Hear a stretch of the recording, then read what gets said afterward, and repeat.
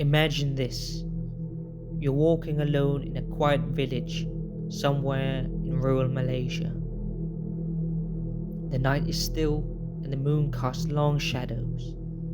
Lost in thought, you're kicking yourself for not doing the dishes before heading out. Now there's a messy pile waiting for you when you get home, and you'll be too tired to deal with it. Suddenly, you realize you're standing in the middle of a graveyard. I must have taken a wrong turn while I was in my head, you think to yourself. You shrug it off, and you start looking for the exit, feeling uneasy. After all, standing in a cemetery at night would make anyone nervous. As you scan the area, you spot a shadowy figure beside a tree. Relieved, you call out to it. No response. You try again. Still nothing. Suddenly fear sets in. The figure starts hopping towards you, its body tightly wrapped in a white burial shroud. This is no ordinary person. This is the Hantu Pocong. The Hantu Pocong, also known as Hantu Bungkus, the wrapped ghost, is one of the most infamous spirits in Malaysian and Indonesian folklore. When a person dies, their body is wrapped in a white cloth called kain kafan as part of traditional burial rites. However, if the shroud's knots are not untied, the soul remains trapped between life and death, rising as a Hantu Pocong. The Pocong story isn't necessarily one of vengeance, but encountering one is still terrifying. Its body is tightly wrapped in a white cloth from head to toe, with only its face exposed. In some tales, the face is pale and gaunt, with lifeless eyes staring into the void. In others, it's decayed, showing the passage of time in the grave.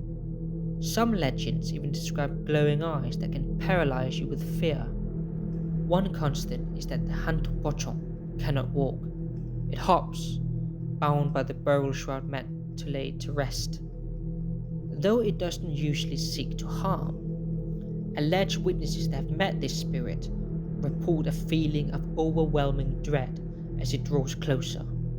Some believe that touching a Hantu Pocong brings bad luck or even a curse, while others claim its appearance foretells death.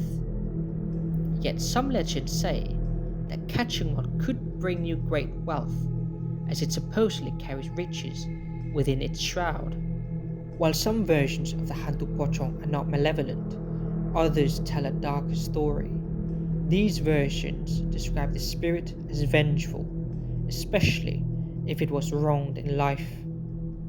The spirit is said to drain the energy of those it haunts, leaving them powerless, and in some versions, it can cause physical harm or even death.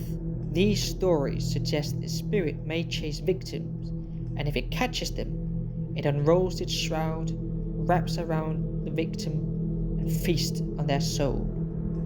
In Richard Winster's book, Shaman, Cypher and Sufi from 1925, he described this in chilling details. Should a person pass it who is afraid, it unrolls, twines itself around his feet, enters his person by means of his big toe, and feasts within on his soul, so that it becomes distraught and dies in convulsions.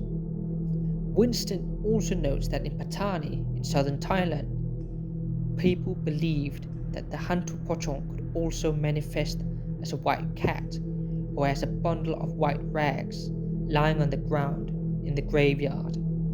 Though the Hantu Pocong is part of both Malaysian and Indonesian folklore, its legend varies between regions.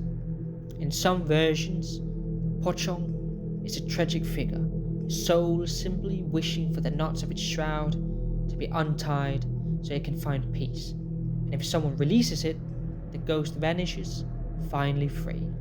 Because this spirit typically haunts graveyards, the Hantu Pocong is usually associated with other graveyard ghosts.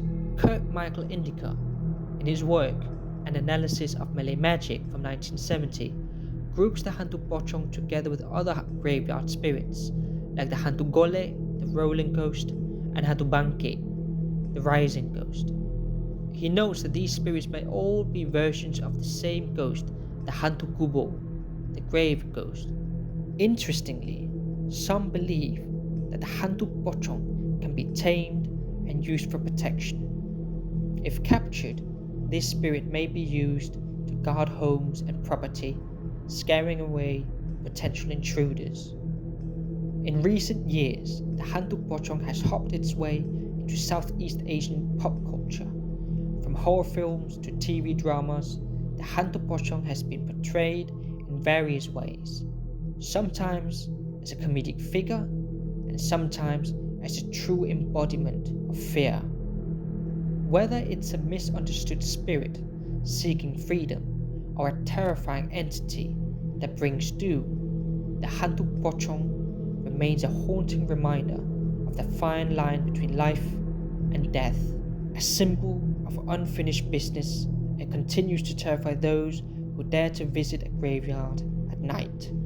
So the next time you hear the soft sound of hopping behind you, you might want to run. And until next time, stay curious, stay safe, and thanks for watching.